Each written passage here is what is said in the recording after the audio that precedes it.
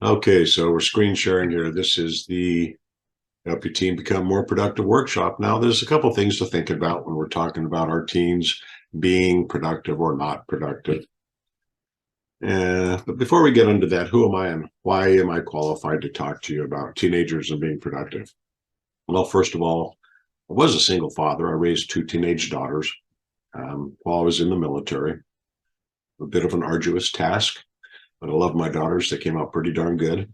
I have a beautiful granddaughter, and I help people learn leadership. This is what this is all about. It's all about leadership in the family, leadership in you, mom and dad, that you're going to instill into your son or your daughter, your child, your teenager, because they're going to grow up and become the leaders of tomorrow someday. There's not much we're going to do about that, and it's going to happen. So if it's going to happen, let's see if we can help them the best we possibly can.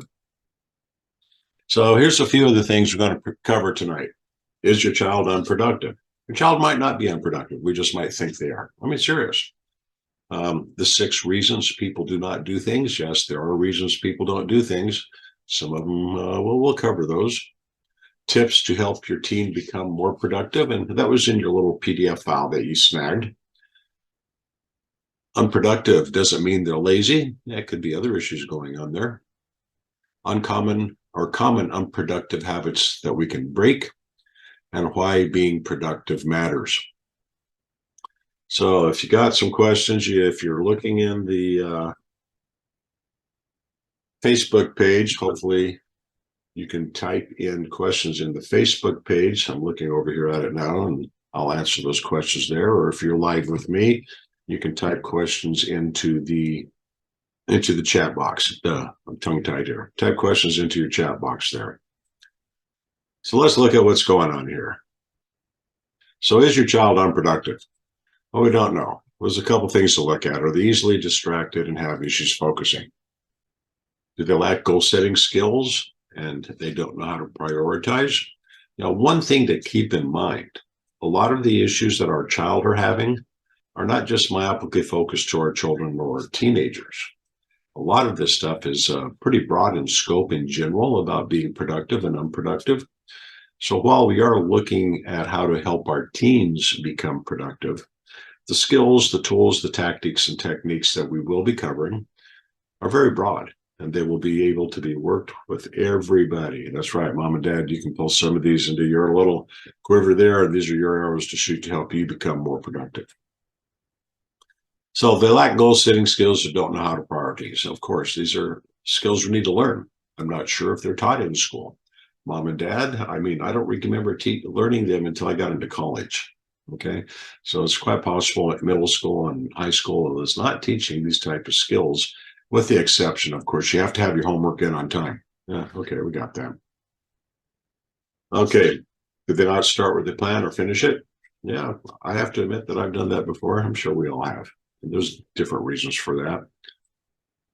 Do they have unrealistic expectations or suffer from perfectionism? Now, I know a lot of adults have that perfectionism syndrome, and children especially do, especially if they're being chided by their peers to do good, do better, to be this, be that, be the other thing. And if that child has no way of identifying what is right or what is wrong or what is good, what is bad, or what is indifferent, simply based on the feedback of their peers, they might not know how to handle these things. And they might be looking at being perfect. I need to be perfect in front of these people. We'll get into more of that in a little bit later. And speaking of their teens or their peers, allowing other people to pressure them. Yeah, we do that all the time. I remember in school that I was often, well, once in a while, I did things that I probably shouldn't have done because someone else said, come on, Dad, let's do this. Let's go get this done. Let's have this action here. Our kids are no different. And I know that we can all sit back at some time and think about a time or place where we have actually done this. And last least, they act out emotionally. Acting out emotionally, first of all, I'm going to preface this. I'm not a doctor. I'm not a nurse. I'm not a psychologist. I'm not a child psychologist. There's no doctor-patient connection going on here. Everything I'm going to be talking about and mentioning are things that have happened in my life, anecdotal information or information based on research. And what I've discovered when my kids were acting out emotionally, it's basically because they were upset about something and they had no cognitive way to deal with it. So that emotion surfaces up to the top and it lashes out because that's all they've been taught to do. So that does boil down to us, mom and dad, teaching our children how to do things.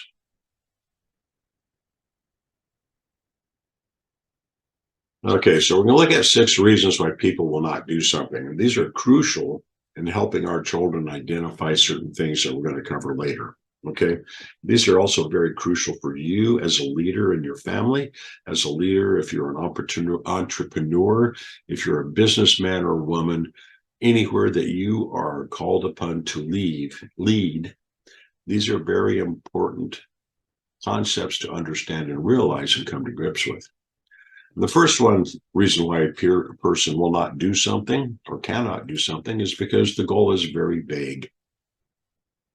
So I like hug the trails and save the trees, hug the whales, save the trees analogy, because I don't know what whales you want me to hug. You want me to hug blue whales, beluga whales, sperm whales, humpback whales. What oceans are they in?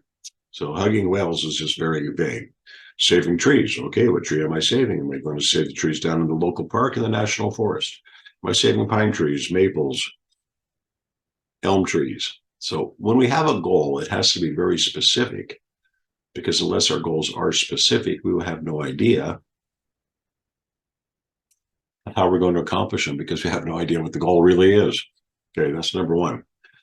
Number two, they don't know how to do it. Now, this happens. We might be tasked, put on the task, and we don't know how to do it. And we could not know how to do it for many reasons. Usually it's because we've never been taught to do it. So being told to do something is okay, but not having the intelligence, the education, the ability, the tools to do it make it much harder. So if we don't know how to do something, we can try doing it, but we might not want to because we don't know what we're doing and we're afraid of it not being perfect. That's right. We covered that earlier, didn't we? So that's another reason people won't do stuff. What else is it? They can't do it. Well, if they don't have the tools or the information, that's one reason they can't do it. We got that. But let's say there's something else going on. Let's say there's too much on their plate. Let's say the individual, the teenager, the employee or whoever is being torn and pulled in different directions to accomplish something, and there just is no way it can be done. And that happens quite a bit. I'm quite sure you're aware of that. We often get, especially in the businesses, many people want us to do something for them. And as much as we might like to do it, sometimes we can't do it properly or correctly because it conflicts with things we're doing for other people. So the cannot do it can come across in a lot of different spectrums there about why it might be happening, why something might be going on that prevents us from doing these things. What's next? They're afraid they're going to make a mistake. Now that happens. My basic background is disaster management planning, and I do leadership within that because it takes a leader to actually prepare for the disasters that they may someday have to manage. You're not preparing for the disasters in your life. You're not a leader, no matter what you say, because they're coming. It might not be today, it might not be tomorrow, it might not even be in your lifetime, but it might be in your child's lifetime. So those are things that we need to prepare to get our children up and ready for so that they can accomplish what needs to be done when those disasters happen. And we're saying make a mistake. Well, let's think about this very clearly. If we've never done it before, we've got a little apprehension. If we don't have the tools or the intelligence or the ability or the education to do it, there might be a little apprehension. I get that. But often making mistakes is how we succeed. I remember watching children, my daughters, when they were like, knee-highs to a grasshopper, crawling up on the coffee table, pulling themselves up and walking around the coffee table, and they fall on their backside. Well, they didn't stay down. They got up and did it again. They made a mistake. Okay, no big deal. Making mistakes is part of growing. Making mistakes is part of living. Making mistakes is part of succeeding. The biggest mistake we can make is being afraid to make a mistake. All right. So what else is there? They don't want to do it. Well, there's a lot of reasons that can happen too. And that goes back into maybe they have conflicting interests, or maybe they just don't like you. Whatever reason, they don't like you and they're not going to do a darn thing you say. Okay. So if that's what's happening, then it's good to talk with them and discuss this issue, find out what it is, why they don't want to do it, whatever it is, and get along with it. Now, if you remember at the beginning, this whole thing is about helping our teens become productive.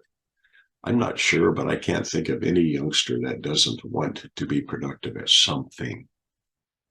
So when we're discussing some of the tools and techniques we have to get our teens become more productive, and if there's any pushback from them, then ideally we want to sit down and have a conversation with them and ask them why. I remember I was very lucky as a young father raising my two teenage daughters. Many times they didn't want to do something. There could be multiple reasons. One very good reason is they clearly don't understand what it is I want them to do. That's my fault. Remember, vague goals. We need to be clear and concise about what we want, what's going on.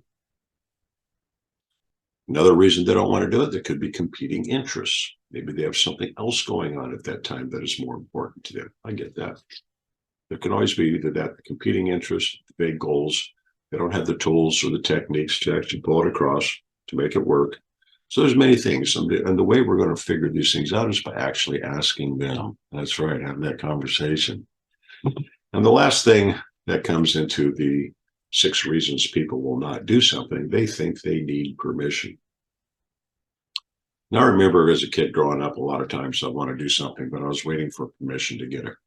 And why was I waiting for permission to get it? As a real young kid, because I was told I couldn't do anything. That's right. I was indoctrinated into the mind frame and the process that I can do nothing. There's nothing I can do. I'm not worth it. So if I wanted to actually go out and try to do something, I had to ask somebody permission to do it. Well, here's a very interesting thing here. Depending on what it is, your child doesn't need permission. Again, depending on what it is. If your child wants to go bungee jumping, then they might want to ask you for permission. If they want to learn skydiving, permission. If they want to learn how to drive a race car, yeah, they might need some permission. But more things, more often than not, like projects, like a musical project or a school project or something like that, might not need permission to do it. It might just be so very wonderful for that child to actually get in there and do what they want to do without seeking permission or asking permission from anybody. That goes back to the beginning where we have to have these conversations with our children to find out if that is what they want to do or why they want to do it. Okay, there we go. Okay, so that was the whole deal about 6 reasons why people don't need something. Vague goals, they have no clear understanding about what it is you actually want to do. So that needs to be corrected as fast as possible. The other concept there is they don't know how to do it. They either don't have the education to do it. They haven't been informed what they need to do or how it's supposed to be done. So it's good to educate our children and our employees and whoever else we're working about and how to do these things. They cannot do it. And that could be a number of things. As I mentioned earlier, they don't have the tools, the techniques, or the procedures. There might be conflicts of interest in whatever it is, and they're trying to balance them out. They're afraid they're going to make a mistake. They've never done it before. They don't want to break it. They don't want to make you mad or angry. Again, that goes back in that conversation to let them know making mistakes is okay as long as we understand we're making a mistake and as long as we understand that that's part of the growth process. No one's going to be perfect. Perfection doesn't even exist. So let's not worry about those things. They don't want to do it. Whatever it is, they just don't want to do it. And again, that gets back to the conversation with your child about why they don't want to do it. If you don't ask these questions, have these conversations, you're never going to get these answers. And finally, they need permission. And we discussed that. It depends on what it is. They usually don't need permission if it's a personal project that is not immoral, unethical, or illegal. They probably should be able to do it. So where else do we go from here? Come on, change. Okay, so tips to help your teen. Now this is, in case you've noticed, I brought back a little bug from my trip last week. And I've got a cold, a real cold, and nothing else, nothing to be worried about, just a cold. So tips to help your teen. So when we have this conversation with our teenager, this is some of the things we want to look at. And this is again in the download you got. And first, we want to help them learn what they want to achieve. Why do we want to help them learn that? Well, that's what we discussed earlier about the concept of don't know how to do it, right? Learn what they want to achieve, have them set a clear goal. They have a clear, concise goal of what it is they would like to do.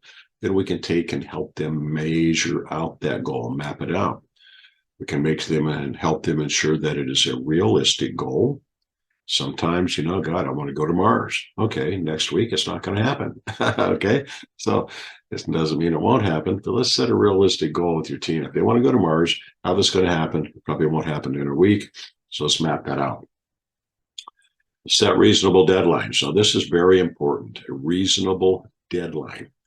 Now, when we take, depending on what it is we're doing, I've discovered a long time ago that when we put a deadline on a calendar, ideally, we can cut that time in half and get it done faster and better. Oh, I know, really. Why is that? Let's look at a couple things here. If we're looking at doing things faster and better, then it's quite possible that the longer we give ourselves time to do things, the less we're going to get done.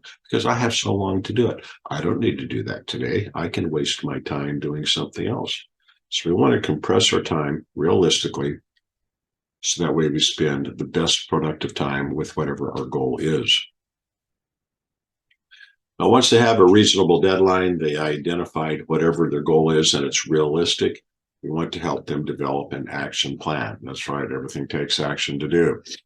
This is part of the learning process. I know your child probably gets up in the morning, they get dressed, brush their teeth, comb their hair, wash their face, eat breakfast, put their book bags together, or whatever, then make their way to school. Well, that's a plan. That's a sequence of events that they've learned how to do to get through the day or get to the day for school.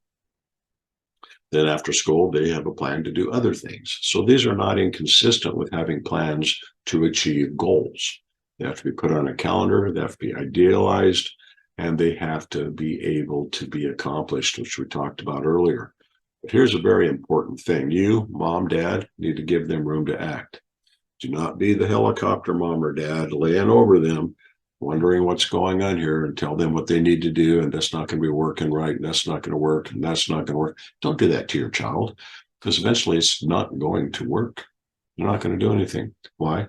Because you're telling them it's not going to work. Our kids are going to become who we tell them they are. And if we're telling them what they're doing is infeasible, invalid, it's not going to work, and don't give them the opportunity to make their own failures so they can learn how to succeed, they eventually will stop attempting to succeed. So let's not do that to them. Okay, we need to show them how to measure progress. We mentioned earlier making sure our goal is achievable.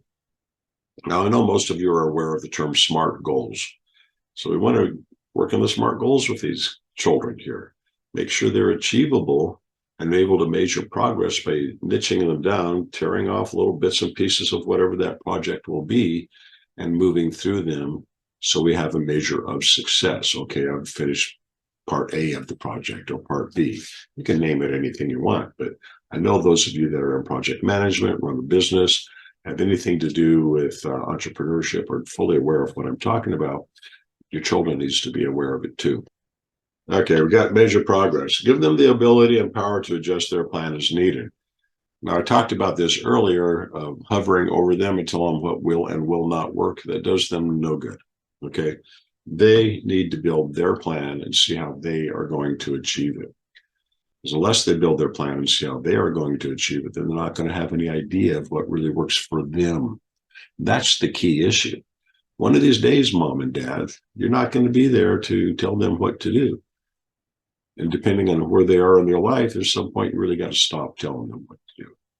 It's good to give them guidance. It's good to be an example and show them how good things are done. But it is not always good to tell them how they need to do it. I know with my daughters, I strive to be an example of showing them this is what I'm doing. And if they ask me for tools and tricks on how it got done, then I'll give it to them. But I'm not going to try and shove it down their throat because of two things. One, I don't even need to know if they need it. And two, they're going to resent that in the long run. So let's not do that to them. Okay. And the last thing I want you to do is this: give them time to celebrate their successes. That's right. We don't celebrate our successes enough or too much anymore.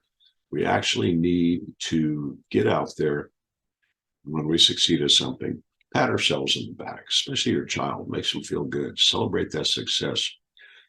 It's like when we mentioned earlier about breaking our tasks down, or our goal down into specific tasks to get done. Well, once each one of those is done, set a reward for yourself. It could be an ice cream cone. It could be a musical download. It could be a movie. It could be a number of things. But set a goal that when you accomplish that in the way you want to accomplish it, then you reward yourself and you share it with your friends. Let them know they're doing it. Share it with your family. Share it with your loved ones. And get that success going on there. All right. So a couple things to think about. If your child's unproductive, that doesn't necessarily mean they're lazy. Could be a couple other things going on here. It could be that they're dealing with anxiety or depression. I know in high school, this stuff happens. In middle school, this stuff happens. In adulthood, this stuff happens. Again, I've mentioned I'm not a clinical psychologist, a doctor, a nurse, no medical advice here. But if you think your child is depressed or anxious, have that conversation with them. That's right. Talk to them about it. Now, this is one thing that I know from my daughters. They have suffered through these type of things. Being able to listen to them, not tell them what to do, helped them a lot to get through whatever the issue was at the moment. Another thing to look at is that they might be procrastinating. Procrastination usually comes from a lack of understanding or knowledge how to do something. And we discussed that earlier. So if they're procrastinating, and if you are monitoring their ability to accomplish their mission, their goal, and all you have to do is ask them, well, why are you procrastinating? What's going on here? And normally they'll give you an answer. And if they don't give you an answer, then ask them whether they're not giving you an answer. What's really going on? It could be something totally different. I have no idea. Another thing is they could have that ADHD thing. Again, I'm not a doctor, no medical advice here. I remember when I was a kid going out, if I was reading about ADHD, I must have had it because I was always out climbing trees, being hyperactive, having fun, running up hills, down hills, wading in ponds full of crawdads. I don't know what this ADHD thing is myself, but I think we're all born with it. We're just not out climbing trees enough. And finally, last but not least, they're bored. That's right, they're bored. Maybe the task is too easy for them.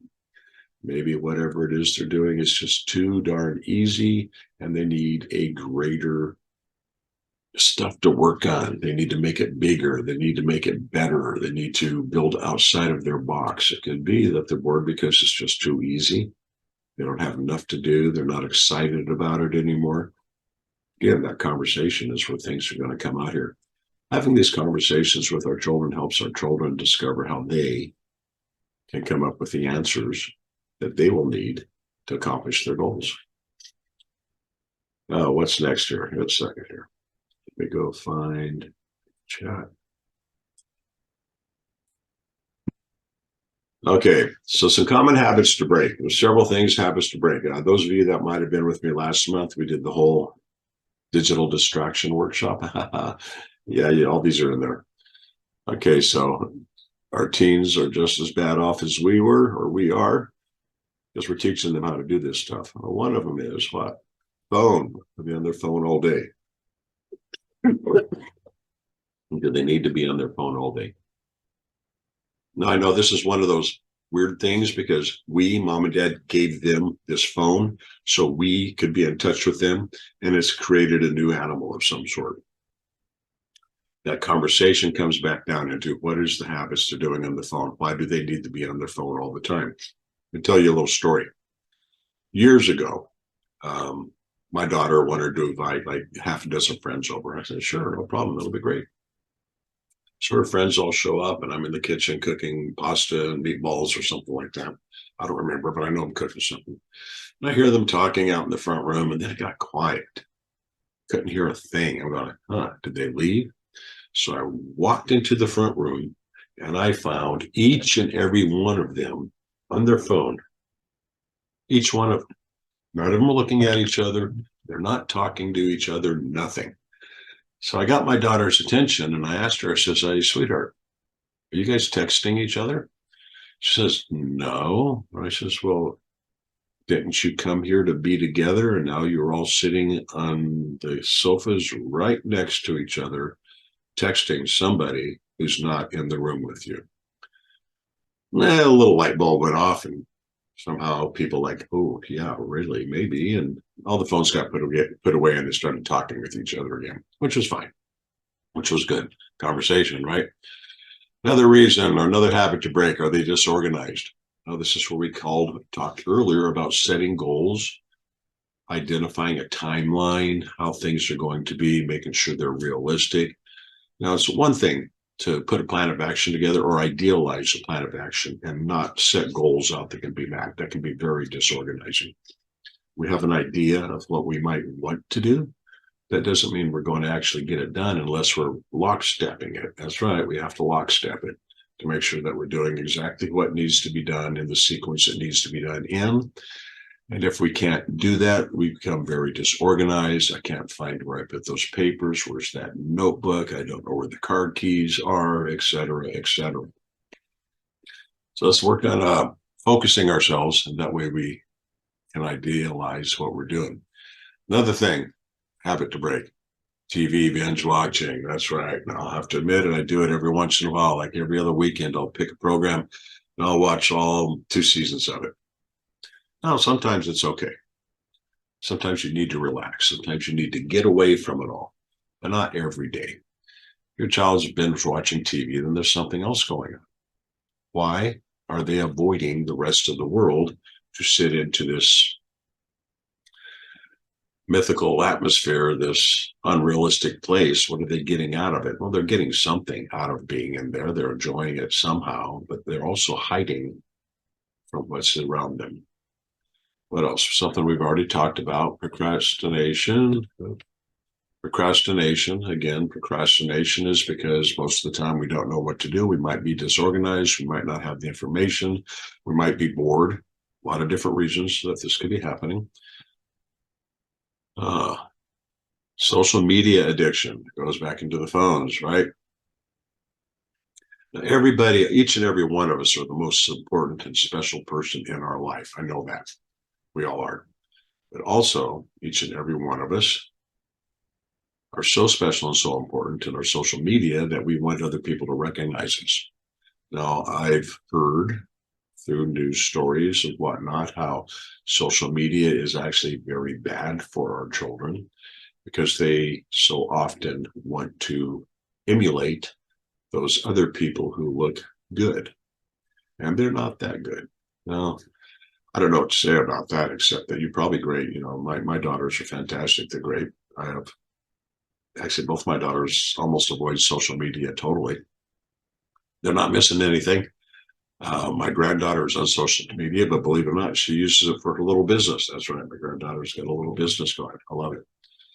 So watch that social media addiction. Again, we go all the way back in the loop here, back to that conversation that we are having with our child about the who, what, when, where, why, and how, what's going on to help them become more productive. A couple other things could be going on here. Sleep habits. That's right. Poor sleep habits. Are they staying up too late, not getting enough sleep, tired? Well, why are they staying up too late, not getting enough sleep? Anxiety of some sort? Binge watching TV? They're stuck on their phone and doing social media crap. Okay, I don't know. Let's figure it out. Poor diet. Well, it's just a matter of cooking good food. You know, I'm not going to say you're not, because I know my daughters, when they were very young, they didn't want to eat anything I made. You know, nothing. I remember my stepson, he just wanted McDonald's. I said, okay. So I took him to McDonald's every day for breakfast, lunch, and dinner for 2 weeks. He got so sick and tired of it, he wanted to eat McDonald's again. He now eats good food. So, but hey, that's just the way that is. And finally, lack of exercise. Well, exercise is a habit. We get into habits, and based on these habits, we become good or bad at them. Staying healthy requires some exercise. And we need to get into that. I remember as a kid growing up, climbing trees, swinging on ropes and trees, climbing bridges. Being active outside was common. Excuse me a minute. Yes, I'm sorry. Was very common. We commonly got exercise every day, and they had these things called gym in school. I know nowadays it's not mandatory, from what I understand. Physical exercise is no longer mandatory. I don't know why, but that's just the way that is. So what else we got going here? Why does being productive matter? So there's several things that we can look at. If we can build a more productive habit into our life, if we can build a more productive habit into our children, that there are going to be benefits. That's right, benefits. Now, I know for those of you just popping in, I've got a cold, so I'm sneezing and hawking and coughing, that it's just a cold. Don't worry about it, okay? So why being productive matters is a couple of reasons. One is you're going to achieve your goals. I know, what a deal. You have something you want to do. It could be building a model, writing a musical score, playing the piece on the guitar, the drums, skateboarding, design, art. It could be a number of things. But in order to achieve those goals, we do want to be productive. Okay, I'm just like tripping all around here. Achieving your goals. Why being productive matters. You're more likely to see progress in your life. And if we're seeing progress, we're being happy about it, the odds of being depressed and anxiety are a lot lower. Yeah, well, it doesn't mean they won't happen. But if we're seeing ourselves produce and our children are producing and we're stepping forward and we're benefiting from what we're doing, we're rewarding ourselves, patting ourselves on the back, we're going to see progress in our life. It's going to help us with our self-esteem. That's right. Now, I don't know, maybe it might not be time to talk to your child about these type of things in particular, because they really might be beyond them. I don't know. I really don't. But I do know your children are smart, no matter how old they are. They're very smart. So it's good to have these conversations with them. Remember that the conversation, they're going to have a sense of satisfaction. They're going to be satisfied with what they did. Again, that goes back to rewarding themselves. They will feel some pride in their life. They're not going to be anxious or be depressed about what's going on. And they're going to feel way less stress or be overwhelmed or anxiety, because they've learned through habit how to identify a plan, identify whether it's realistic, how to put the goals in place, how to make them happen by task, by task, by task, and how to achieve those goals and then move on to the next thing. And more importantly, they're going to have a greater sense of purpose. They're going to build purpose in their life. It's quite possible that at a very young age, they want to do something. Have you ever asked your child what they want to do when they grow up? I don't know if I don't hear it that much anymore. I asked my daughters.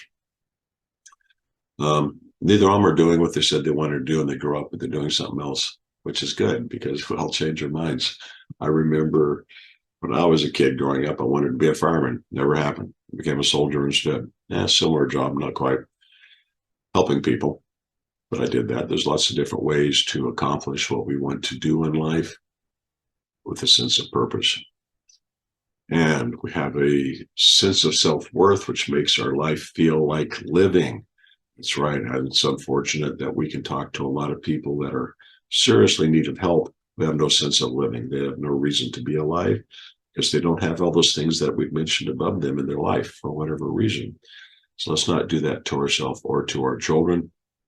And finally, by being productive, you're going to have more time. Boom. That's right. More time to do stuff. Remember, I mentioned earlier that by stretching your time out to get something done, we get less done and more time. That's right. It takes more time to get less done. And quite obviously, often we never get the thing done that we've asked to do because we decided to stretch it out. We're procrastinating on a daily basis. We're making sure that, well, it's going to tomorrow. I can wait till tomorrow. Pretty soon, tomorrow becomes yesterday and nothing's done. So if we follow our plan of action, we will ultimately have more time to be productive with whatever else it is we want to do. All right. Is your child unproductive? We've covered several things about identifying whether or not our child might be unproductive. We've identified several things that we can look at because they really might not be unproductive. It's just the way we're looking at them. We've covered the 6 reasons people won't do anything. Covered a few tips to help your team become more productive. The one tip that's the most important is leading by example, mom and dad. You need to lead by example. We've identified that being unproductive doesn't mean they're lazy. A lot of times we looked at the 6 reasons, the goal is very vague. They don't have the tools or the information or the resources to accomplish what they would like to accomplish. So there's many reasons our child can be unproductive, but they're not lazy. I guarantee that the vast majority of our children want to do something. We've looked at some unproductive habits to break. Again, lead by example, mom and dad. If you're binge watching TV, if you're stuck on your social media, you're telling your kid that's fine. Okay, just do it. Waste your life. And why being productive matters. So I'm going to turn off the share. There we go. And pull this back in here. So does anybody have any questions or comments that they would like to share with me about what we've got going on here? They would like more information or what have you? Anybody? Hi, Natalie. Hey there. So sorry, kid chaos, and I'm late, of course, and I needed this. Okay. Well, Go ahead, I'm sorry. well, you're going to be able to see the replay on the Facebook page. I'm going to put it on there later tonight. Okay. Okay. Awesome. So, but what's your question? I guess that's what I was going to ask. Will I be able to replay it? And then, because I know I have a call scheduled with you in a couple days, and I just want to make sure I was ready for it. And I feel like this was going to prepare me. Okay. So anything, yeah, I don't want you to have to repeat. You already did that, so I'll go back and watch it. I don't want to ask a question that's already been answered, so I will reach out to you. Well, Natalie, if you have a question, ask it. It's okay. There's been so much chaos and drama, teen drama going on around me that I'm just trying. I mean, those points on your last few slides resonated with me, myself, not just about teaching them. So I'm really looking forward to learning more. All right. Well, I'm happy to hear that, Natalie, and I'm glad that you made it in, even if you were late. It's better late than never. But a real leader is what? Huh? A real leader is never late? Early. So we had a saying in the Army, if you're not 15 minutes early, you're late. Yeah. And look at that example I'm setting. Well, that's okay. We all have things we go through in life, and don't browbeat yourself. Don't beat yourself up. I mean, come on. We have life we're going through, and we use the tools we have. So I'm glad you're here. I will talk to you in a few days. I'm going to have this video. It's going to be about 45 minutes up, and it covers a lot more than what you saw in the last 2. But one thing to keep in mind. Yeah, so I may have questions after that. Okay. Sorry. That's okay. Don't be sorry. But the bottom line, it is all boils down to leading by example. Thank you. I got that part. Okay. And it's sticking in. And I know you're a great. Thank you, Danny. I know you from someplace that leaders live. All right. So just pull that leader out of yourself. I'm glad I met you. All right. Have a wonderful night. Thank you so much. Okay. Take care. Anybody else got anything they want to share? No? Okay. Well, if anyone wants to schedule a talk with me, I have this little landing site called www.talkwithdaniel.com, and you can schedule a 30-45 minute talk with me. It's a Zoom calendar link. I prefer to do a Zoom call. Have your questions ready? Let's get it going. And if there's nothing else going on here, then I'm going to say, I love you all. Stay informed and stay safe. And I look forward to you telling me how you've succeeded in producing such wonderful children in your life. So next time, stay informed and stay safe.